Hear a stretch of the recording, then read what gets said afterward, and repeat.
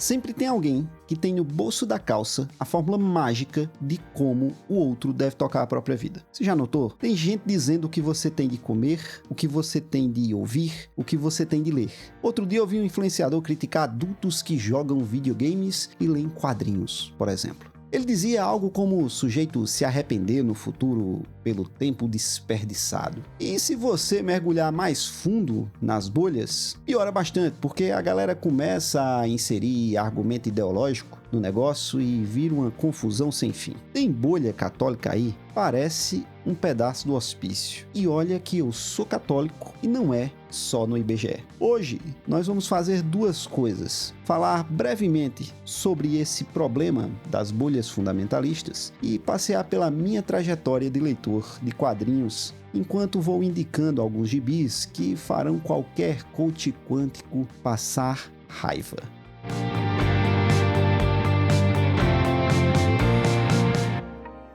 Olá amigos, espero que estejam bem e que nosso Senhor nos abençoe. Sou Rodrigo Leão, sou professor e aqui nesse canal falamos de qualquer coisa desde que tenhamos um bom livro. Antigamente, lá pelos anos 2000, era muito comum no Brasil movimentos cristãos que viam o diabo em praticamente tudo. Era um sufoco, eu ficava imaginando como essas pessoas viviam. Afinal, tudo era proibido, tudo era coisa do capeta. O tempo passa e hoje a gente encontra muito católico com esse mesmo comportamento. Há muito influencer farmando like nas costas do capiroto e muito coach lucrando absurdos, recomendando uma vida de monge. Eu que sempre massacro as ideologias de esquerda por aqui, com especial destaque para o marxismo e seus filhotes, tenho que ressaltar que esse comportamento amalucado, tão fácil de encontrar em bolhas católicas, é muito semelhante ao que vemos em turbas militantes. O que no lado canhoto é um vegano, vira facilmente um especialista em alimentação ancestral. Qual a diferença entre a galera que quer editar livros para tirar termos ofensivos e o cara que defende a proibição de um filme porque ele fala mal do Papa? Entre os dois, até que muda o personagem, mas sempre elegem um inimigo invisível como pretexto para regular a sua vida. Claro que nem sempre a culpa é do habitante de terras profundas. Notou como nessa frase eu posso estar falando de Marx e do diabo ao mesmo tempo? Também há certos grupos que alegam essa ser uma forma fútil de entretenimento. Ah, não, porque um adulto não deve gastar o seu tempo e atenção com coisas de criança. Veja se tem cabimento. E por acaso existe mídia amaldiçoada? Por acaso não tem nada que preste naquele suporte? Se está escrito em prosa ou em quadros desenhados em que personagens se expressam por meio de balões, isso é só um detalhe. Daqui a pouco os caras estão igual ao monge do Nome da Rosa, proibindo o riso. Vê se tem cabimento. Tem literatura merda também. Assim como tem muita música porcaria e nem por isso você vai recomendar que a galera não ouça nada. É bom senso, né? Do mesmo jeito que existe um bom livro que te eleva, te dignifica, existe também boas músicas, bons jogos, bons quadrinhos. E eu já adianto que esse não é um fenômeno exclusivo da internet, então pode sossegar essa sanha regulatória um pouquinho. Nessa equação, a culpa das redes é apenas de oferecer mecanismos que são muitas vezes planejados para que as pessoas se isolem ainda mais em torno de suas crenças, alimentando um viés de confirmação. Muita gente tem estudado isso e você pode consultar, por exemplo, livros como A Sociedade em Rede, que fala justamente desse comportamento de grupos em bolhas, ou Alone Together, que eu não sei se tem tradução ainda em português, eu acho que não, que explora a nossa tendência de formarmos comunidades para alimentar constantemente apenas a nossa visão de mundo.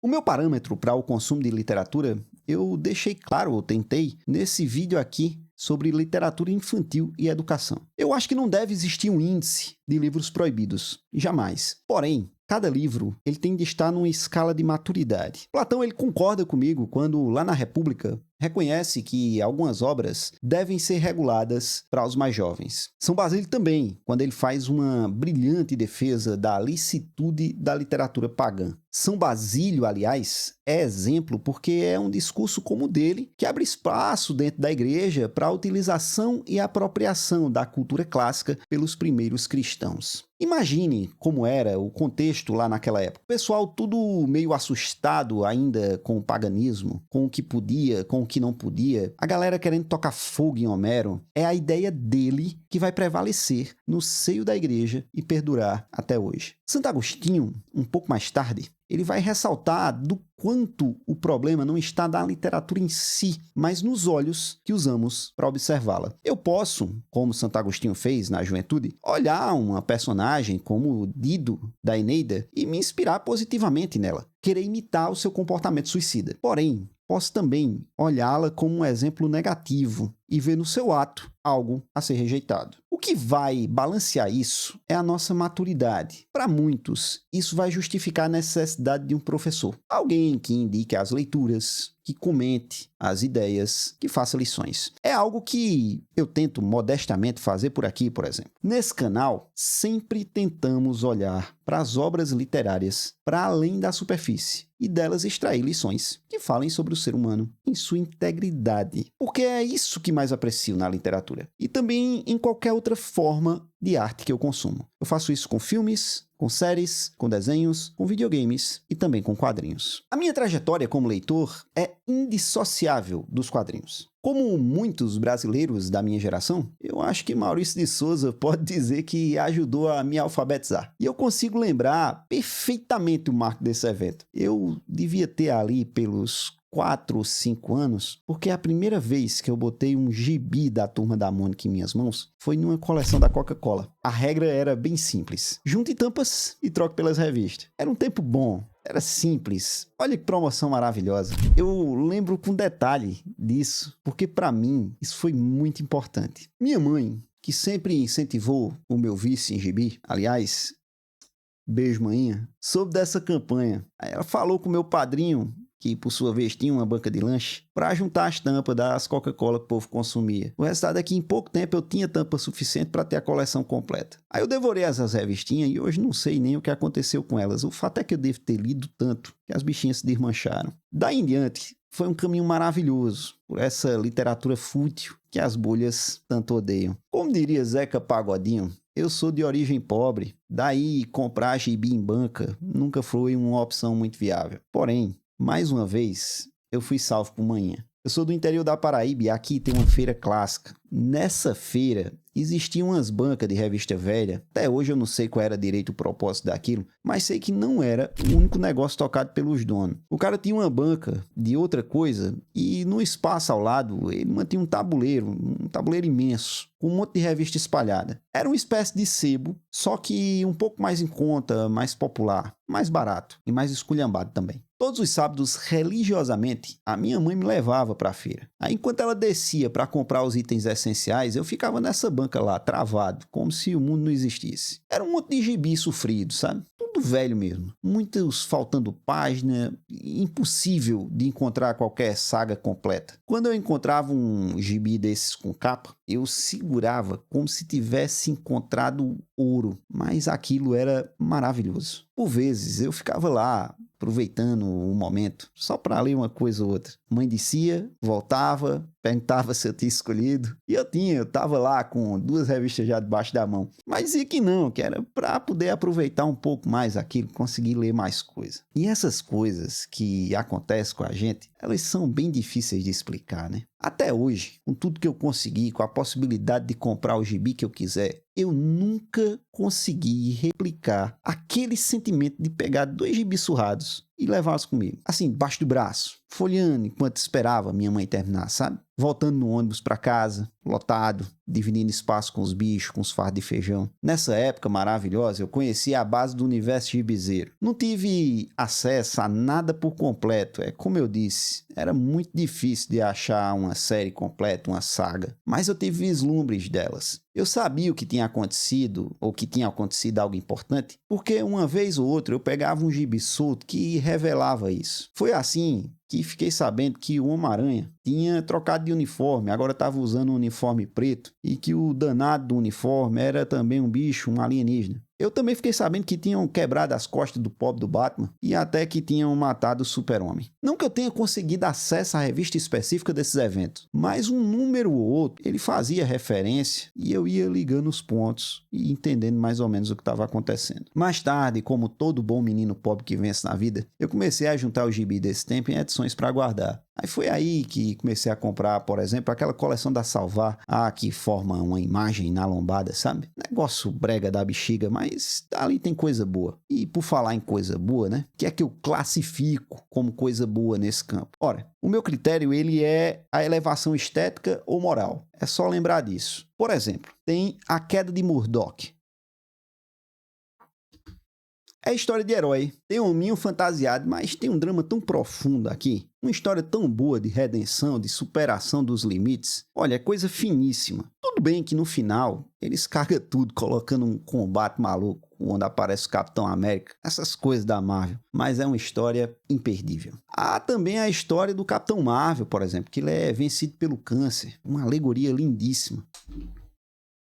E tem coisa também que é mais recente, mas que eu comprei porque é muito bonito, é um negócio maravilhoso. É o caso, por exemplo, dessa saga aqui do Gavião Arqueiro, que foi desenhada pelo David Yage. E eu estou destacando o desenhista porque esse gibi ele é um verdadeiro espetáculo estético, ele é um deslumbre. Cada página, o desenho vai fascinando e ajudando a contar a história de um jeito que é difícil encontrar por aí. É o tipo de obra que faz valer o conceito de nona arte. Ela supera completamente os limites entre texto e imagem e alavanca o gênero a outro nível. Existem ainda outras histórias, né, que eu poderia recomendar fortemente, como por exemplo toda a história do Justiceiro escrita pelo Garth Ennis. Tem aqui. Isso aqui, apesar de ser história de herói, a princípio, é muito bem feito, tem uma narrativa adulta sendo desenvolvida. Ou poderia indicar também a saga da Mulher Maravilha, escrita pelo Azzarello, ou até mesmo essa história aqui do Shazam, que ela é escrita e desenhada pelo autor de Bone. Uma história, um gibi que sozinho ele merece um vídeo. Muitos dizem, inclusive, que é o Senhor dos Anéis dos quadrinhos. É um exagero, mas eu consigo entender perfeitamente por que fazem isso. E eu cito tudo isso apenas para ficar nas obras assim, menos referenciadas, porque qualquer lista de gibi que você lançar aí pela internet, eles vão recomendar o Cavaleiro das Trevas, a Piada Mortal, o Reino da Amanhã. Já deu para notar que nesse universo de gibi, de herói, há muita coisa boa para ser vista. E eu não gostava só de herói não, tá? Foi também nessa época que eu conheci histórias maravilhosas dos patos da Disney, por exemplo, e foi motivado por isso que eu corri atrás de adquirir a coleção do Dom Rosa, tá aqui, ó, e do também maravilhoso Karl Barks. Os dois cuidaram por tanto tempo dos gibis desse personagem que merece um vídeo só para eles, mas eu trago para ficar a indicação. E eu continuei comprando gibi na feira por muito tempo. Eu juntava eles numa caixa assim de papelão e cheguei a realizar algumas trocas, inclusive. Era um negócio de 3 por 1, algo assim. Num desses escambos, eu conheci algumas obras que eu guardo um carinho importante até hoje. Para começo de conversa, o herói italiano, Tex. É gibi de faroeste, meu amigo. Isso aqui é tiro, é cowboy salvando mocinha, é fuga de bandidos perigosos. O que sempre me impressionou em Tex foi o desenho. O cuidado e a qualidade são, assim, impecáveis em qualquer edição. Não importa o formato, não importa a história. Mais pra cá, a Mitos publicou umas histórias especiais que são desenhadas por grandes artistas, que é uma verdadeira preciosidade. E eu também obriguei o meu irmão a trazer isso aqui direto da Itália pra mim. Ele tem os desenhos de Joe Kubert, tamanho ultra mega gigante. Isso aqui, meu irmão, olha, maior do que a minha cabeça. Tex é um personagem de uma das maiores editoras do mundo. É a Bonelli. E de lá também existem histórias policiais como, por exemplo, Júlia. Ou até ficção científica, como acontece aqui com Nathan Never. Ou mistério, como Dylan Dog. Eles também têm gibi de fantasia. A Bonelli tem muita coisa, porque o mercado europeu é absurdamente fértil para quadrinhos. Ou banda desenhada, né? Como eles costumam chamar por lá. E por falar em gibi europeu, seguindo a minha história, a gente vai chegar num instante em que eu conheci esse tipo de obra em seu esplendor. A primeira vez que tive privilégio de ter gibi com capa ainda não foi de banca mesmo. Continuou sendo de revista usada, mas ao menos veio de um sebo sebo organizado, diferente daquele da feira. Foi num sábado ou outro que meu pai gostava de me levar para o trabalho. Um desses dias o patrão dele apertou minha mão de guri e me deu uma nota de algum dinheiro que eu não lembro direito nem quanto era. Eu só lembro que meu pai perguntou se eu queria comprar um gibi novo na banca ou se eu preferia comprar usado na banca do centro, que era uma banca de gibi usado, mas que tinha gibi com capa, consequentemente um pouco mais caro do que o gibi da feira. Não tem o que pensar, né? Quantidade. Eu corri para a banca do centro, comprei um monte de gibi e fui feliz para casa. Aí tinha Turma do Pererê, do Ziraldo, tinha Tex, tinha muito gibi de herói, em saga completa, coisa que era impossível de encontrar lá na feira. Conheci também o Recruta Zero e tinha uns gibis grandões, um formato diferente. Era coisa como isso aqui, ó. Asterix e Tintin, clássicos absolutos dos quadrinhos, que se você não conhecer, já está demonstrando uma absoluta falha de caráter. Então você corrija isso, tome vergonha, compre, o link está na descrição. É claro que nem só da Europa vivem os quadrinhos, né, que não são de herói. E eu tive a sorte de conhecer também nesse tempo a obra de Will Eisner. Era um gibi do The Spirit, o herói mascarado dele. Para você ver como é importante isso da liberdade para ler o que vier pela frente. Eu nem sabia quem era Eisner, eu não tinha nem noção que ele era o maior gênio dos quadrinhos, mas eu fiquei muito fascinado com aquilo, com aquela história, com aqueles personagens. Do Will Eisner, eu recomendaria absolutamente tudo, mas se você quiser escolher um para começar, para conhecer, leia isso aqui, No Coração da Tempestade. É um gibi autobiográfico, ele é lindo. Ele vai narrando os eventos importantes da vida enquanto faz uma viagem de trem. É muito bom. E o mercado americano é vastíssimo. Existe todo um circuito alternativo, de onde eu gosto muito, por exemplo, da obra de Gilbert Hernandes. Um cara que muitos comparam a Gabriel Garcia Marques. Ele tem uma saga muito legal, com personagens femininas fascinantes e que retrata de forma ímpar a cultura latina. E para não dizerem que não falei deles, claro que existem os mangás. Sempre que se fala nisso, eu sei que aparece gente dizendo que não é a mesma coisa. Eu sei, meu povo. Eu sei que tem diferença, mas do mesmo jeito que tem diferença de uma banda desenhada para uma cômica americana, nem por isso tem gente chata brotando de tudo quanto é lugar para gritar isso ou aquilo, característica não sei das quantas. Na essência, é tudo gibi. Assim como Camões e Ferreira Goulart são poesia, beleza? Então, exposto, sigamos. Eu gosto pouco de mangá, não tenho muita coisa não. Tenho, por exemplo, isso aqui, ó, Dragon Ball. E tenho também Dr. Slump, porque eu gosto do Dr. Slump. Eu gosto de Akira Toriyama. Eu acho a arte e o enredo que ele constrói uma coisa sensacional. Eu tenho também obras do Tezuka, aqui, por exemplo, que é um mestre inigualável, né? Inclusive, comprem Ayako, história maravilhosa. Vocês precisam conhecer. Eu tenho também Vagabond, porque esse cara ele desenha absurdamente bem, conta uma história maravilhosa. E tenho também, claro, não podia faltar, Akira, né? É clássico dos clássicos. Quando a gente fala de mangá aqui na América,